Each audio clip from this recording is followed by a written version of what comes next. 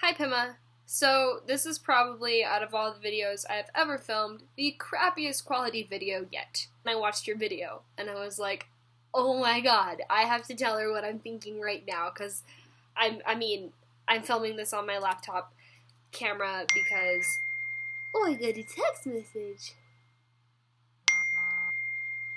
Oh, you just texted me. I'm sorry.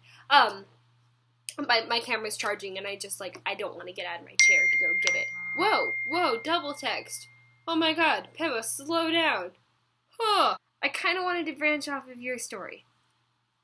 This story of my own. First off, you said the thing that Mr. Sean said, which I'm going to let you make that into your video because you seemed excited about it. But that just reminded me of so many things about my childhood, and I'm so happy about it. No, but my story kind of has to do with that. This is going to be a really deep video series, and all of our followers are going to unsubscribe, but who cares? Just kidding, followers. The people who aren't Pima that watch my video. Oh, there are people who aren't Pima who watch my video. Maybe, I'm not sure, but thank you for watching my video, and I would be very sad if you unsubscribed. Anyways, I don't know if you know this, but you probably do. I am an artist, which I say with little finger marky thingies because I don't feel righteous enough in my own mind to call myself an artist. But I am. You know what? No. I am an artist. I went through this phase where I was super caught up with how perfect I can make my drawings look, how I could eliminate all of my flaws from them, and how I can make them the best they could be, right? I wanted to be the new Da Vinci. I wanted to be able to, sketch amazing realistic portraits in under 20 minutes. Like, I wanted to be that. And, my mom's an artist, and so I was talking to her about it, and she was like, you're doing it wrong, you need to enjoy it. And I was like, nah, you're dumb. And then I was talking to my 8th grade art teacher. And he told me this. The flaws that you have in your art and in your paintings are what makes it art. And they are what makes it a painting.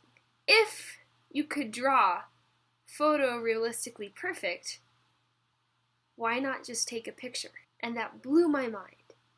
And so I already had that going through my head. And I came home from school that day, and I have little brothers, as everybody now knows. And my oldest brother, not like older than me, but the oldest of the little ones, was sitting at the counter, and he had gone into my room and taken my favorite pen and was scribbling on a piece of construction paper, and I almost kicked him through a goddamn window. And then I stopped, and I was like, oh, you're drawing, that's what you're doing, give me my pen and keep drawing with something else. And as I went and got him a different pen, which is not this pen, I took a minute to look at what he was drawing. And it was crap. In the kindest way to say it. I think nobody points out that kids' art is just scribbles. Because there's something about the art that's beautiful, even though it's just scribbles. And that's what I realized. I was like, this is scribbles, and you got boogers on that side of it, and God knows what else on that side. And you're telling me that's a pumpkin, but it kind of looks like a turd. And for some reason, I want to hang it up on my wall. Why is that? Why do we hang up our children's art on our fridges when it looks disgusting? When it is disgusting, because there are literally foreign substances in that art. Like, 3-week-old milk is now in that paper that you have hanging on your fridge that is not sanitary. And I realized it's because my little brother was having a hell of a good time with my favorite pen and that piece of construction paper making his art. He wasn't trying to make it look perfect. He wasn't trying to make it to impress anybody. He was making it because it made him happy. And so I stopped trying to make art to look realistic. I stopped trying to make art to prove how artisty I was, how artistic I was. I stopped making art to be as good as my mom. And I started making art because it made me happy. I would scribble all over my paper and draw really crappy stick figures and just go for it. Just draw whatever I wanted to, even if I knew it wasn't within my artistic capability to draw it. And that's how I started to get better. But Caitlin, what does this have to do with Pema's video about life? Here's what. I think that applies to everything in this world, is that you can try to get it down to a science. You can try to make it perfect. And no matter what, at the end of the day, it's not going to be perfect. Because what's the point of living in perfection? What's the point of achieving the perfect childhood or excelling into this graceful adulthood full of richness and fancy cars and big butts? I don't know. I thought of like the Kardashians, but they've got problems too. I don't. What I'm saying is, you can't live in a perfect world. There's no such thing as a perfect world. Perfect, honestly, in the sense of the term, does not exist, but because it doesn't exist, it does.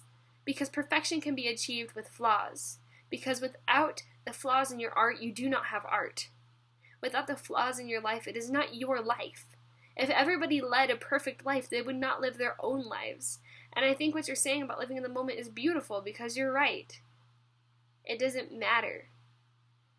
Because what does matter will become evident after you've already experienced it. And by the time you've already experienced it, that's what made it important. If that makes any sense. This is just going to be a series called Katie Drinking Coke in Her Room at 1 a.m. talking about life. My teeth are starting to hurt because I've been drinking so much soda. But I'm a vegetarian now. Pema, I'm a vegetarian. I feel like you would be happy to know that. I am a vegetarian. And yeah, I really like this one video a day thing. It makes me feel like really connected to you and like I get to talk to you all the time. So, I will see you tomorrow.